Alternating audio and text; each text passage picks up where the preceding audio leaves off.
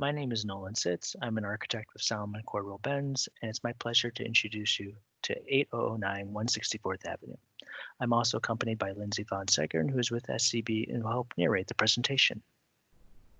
Our proposed project is located just north of downtown Redmond at the intersection of 80th and 164th.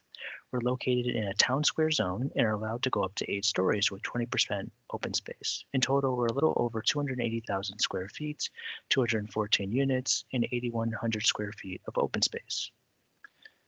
We have two goals for the project. First is to create a residential experience that embraces the Pacific Northwest, and the second is to create a hub for the community at the ground level. With 8,100 square feet of total open space, the ground floor is surely becoming an active destination for Redmond's diverse population. Envisioning the building, we terrace the courtyard to create our personal hill, or cascade.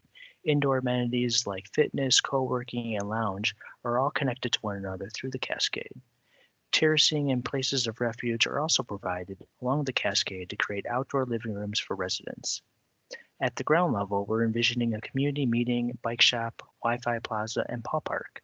The areas between these spaces will also be enhanced with extended canopies and street furniture to promote outdoor use. The landscaping is intended to reinforce the architecture with plantings on the terraces, softening up 80th Street, activating the plaza, and creating protected areas like the paw park. We want to show you how we arrived at our design solution.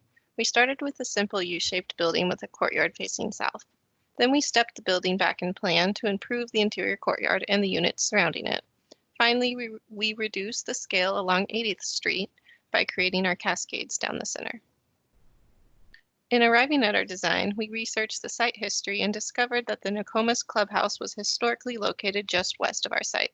The exterior design is inspired by this community group and seeks to honor one of their landmark achievements, Redmond's first public library. We took the motif of books on a shelf and abstracted that into an exterior design which reflects around the building. This design creates movement and interest with the varying window sill heights and widths.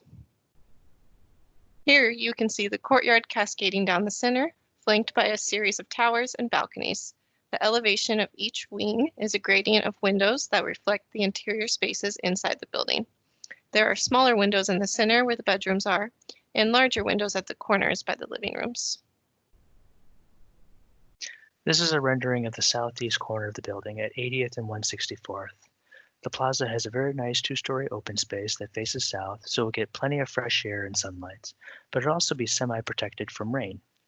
Going west is the residential lobby, community room, and bike shop. Along 164th is retail and the dog park at the north end of the site. Moving closer into the Wi-Fi plaza, we're envisioning the space as an outdoor co-work amenity for the city.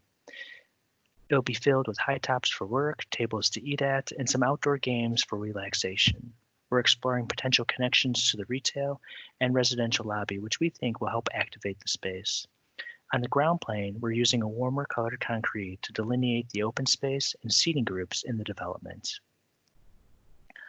The paw park is on the northeast corner of the site, which is open to the public and also covered to protect you on those rainy days when you want to stay out of the elements. The last perspective that we produce is taken from Larry Way, which represents a terminus to the historic district of downtown Redmond. Architecturally, we've broken down the scale of the buildings along the facade so that the ground floor reads as a smaller, continuous one-story element. We've also placed the community room at the terminus of Leary Street, which will increase its visibility and ultimately its use. In this plan, we've overlaid the cascading courtyard, Wi-Fi plaza, and paw park. It's a good balance between hardscape and landscaping. At the cascades, we would like to incorporate native palette of grasses and perennials to complement the terracing. While at the ground level, we would like to treat 80th as a garden street, filling it with plantings. This works well with the residential lobby.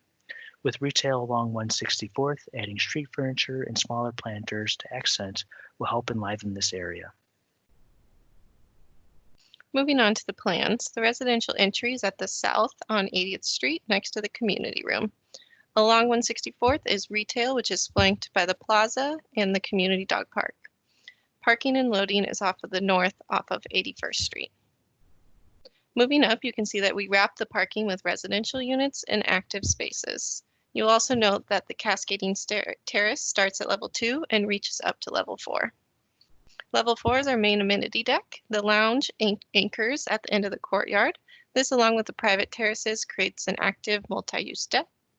Our typical floor is a varied unit mix with unit sizes ranging from small studios to larger 2-bedroom.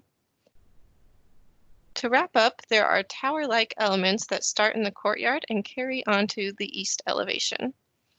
As we continue around the building, that language is translated onto the north and west elevations. The palette we are proposing is a mixture of wood look fiber cement panels, painted panels, and panels with a sheen or glossy look. This mixture of colors and textures will reinforce and elevate the overall design. This concludes our presentation. Thank you for taking the time to listen, and we look forward to discussing with you on August 20th. Thank you.